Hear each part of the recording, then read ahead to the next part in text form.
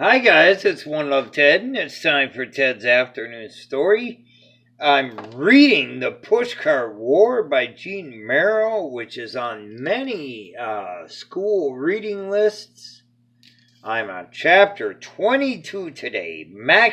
The Raid on Maxie Hammerman's.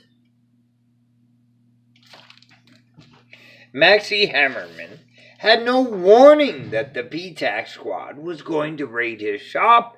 The squad, of course, found the shooters and all the ammunition that Maxie had stored in his cellar. The squad confiscated some 500 pea shooters and half a ton of PTACs, and they arrested Maxie Hammerman. They could not arrest anyone else as they had no proof of anyone else being connected with the PTACs, except for Wenda gambling, and she was in Africa for a week's vacation. At the word of Maxie's arrest, alarm spread among the pushcart peddlers. 50 or 60 of them met after dark in a vacant lot under Manhattan Bridge to discuss the situation. They all expected to be arrested momentarily.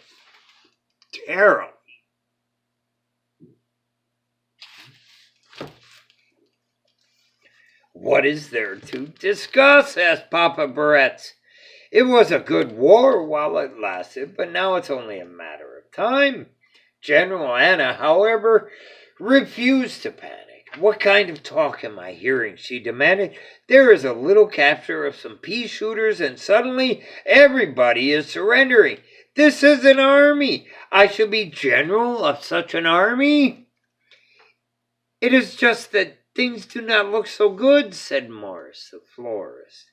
Good, said General Anna scornfully. Did you think war was going to be like a picnic in the country? A nice time for everybody? For weeks, General Anna pointed out, we have been pushing back the trucks victory after victory, so now we have one little setback. Little, said Mr. Jerusalem. A 500 pea shooter raid is little. Let them have the pea shooter, said General Anna. At the moment, we are not using them. But they have Maxie too, Morris the florist reminded General Anna. They also have Frank the Flower, said General Anna. And Frank the Flower, just sitting in jail, is giving the trucks a great deal of trouble. A good man is a good man wherever he is sitting. And you can be sure that Maxie Hammerman is not sitting at police headquarters, waiting to hear that we have surrendered. But what can we do? Said Papa Barretts. In the first place, don't surrender, said General Anna. In the second place, I will think of something. General Anna paced up and down under the bridge for 5 or 10 minutes, thinking to herself.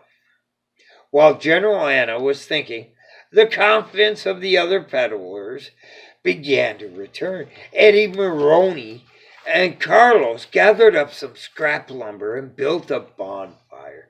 Harry the hot dog pushed his cart alongside the fire and broke open several packages of hots to be toasted over the fire.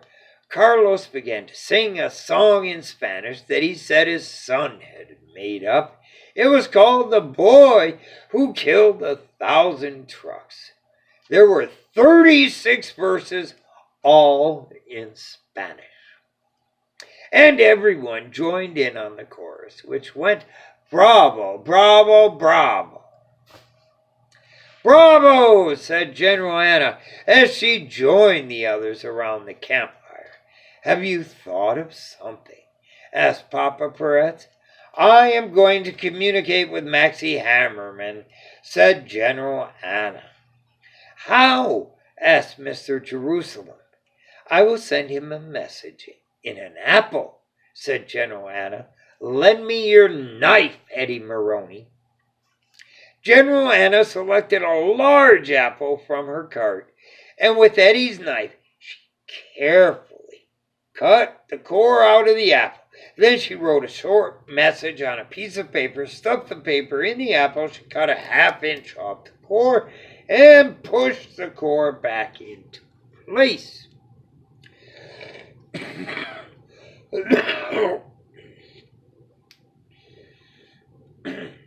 Excuse me. Here's the meeting under the bridge. You can see them all meeting there by the bonfire under the Manhattan Bridge. I will give it to the police commissioner to deliver, said General Anna. Is there a law an old lady shouldn't send an apple to a friend who has the misfortune to be in jail? What is the message to Maxie about? Asked Eddie Maroney. Strategy, said General Anna firmly, and she took the apple down to police headquarters herself. The police commissioner was used to people sending messages to prisoners. He told General Anna that he would deliver the apple, but before he delivered it, he inspected it very carefully. When the police commissioner discovered that the core of the apple was loose, he pulled it out and read the message. However, he could not see that it would do any harm to deliver it. Remove the message before you eat the apple, the police commissioner advised when he gave the apple to Maxie. Maxie Hammerman smiled when he found the message in the apple. The message read, "Good luck! How is the blister on your thumb? Your friend Anna." Maxie wrote back, "Thanks, the blister is okay. Give my regards to everybody. Your friend Maxie Hammerman." The police commissioner read the reply and said that he would see that it got to Maxie's friend Anna. "What does Maxie say?" said Papa Peretz when General Anna received the reply. "He sends regards," said General Anna. "Is that all?" said Morris the florist. "The rest is strategy," said General Anna, which was encouraging to everyone. Meantime, Frank the Flower had his own strategy. As soon as he had heard from the guards in the jail about the raid on Maxie's shop, he sent a message to the police commissioner. He informed the commissioner that all the ammunition that the P-TAC squad had confiscated belonged to him, and that his friend Maxie Hammerman had been letting him keep it in his cellar as a favor. As soon as the police commissioner got Frank's message, he came down to Frank's jail cell to talk to Frank personally. Frank explained that he had been a good customer of Maxie's for many years.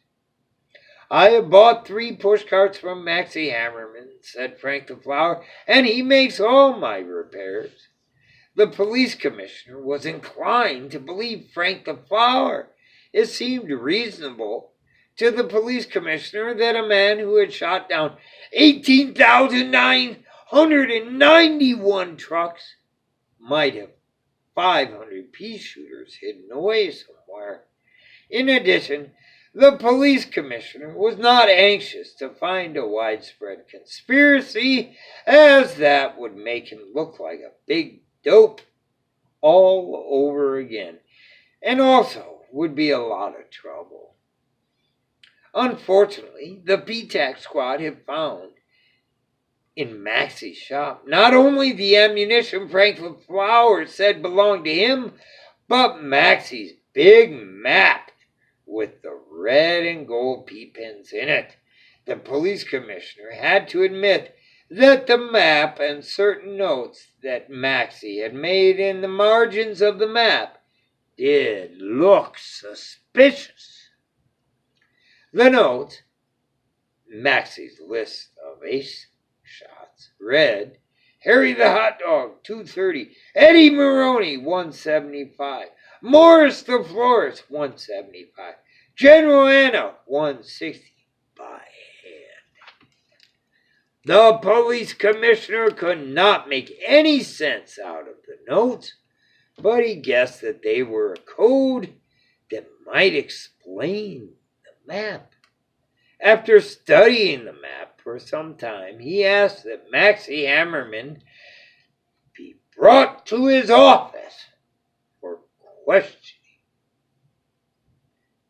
And that's the end of chapter 22. I'll see you tomorrow with chapter 23. Don't forget to sign up to my new YouTube channel, One Love Ted Koch, if you'd like to follow my stories and hear a little music and see some animals. Meanwhile, I'll be at Annie's Fountain City Cafe tonight, making some music and telling stories as I always do. Thanks so much for listening. See ya.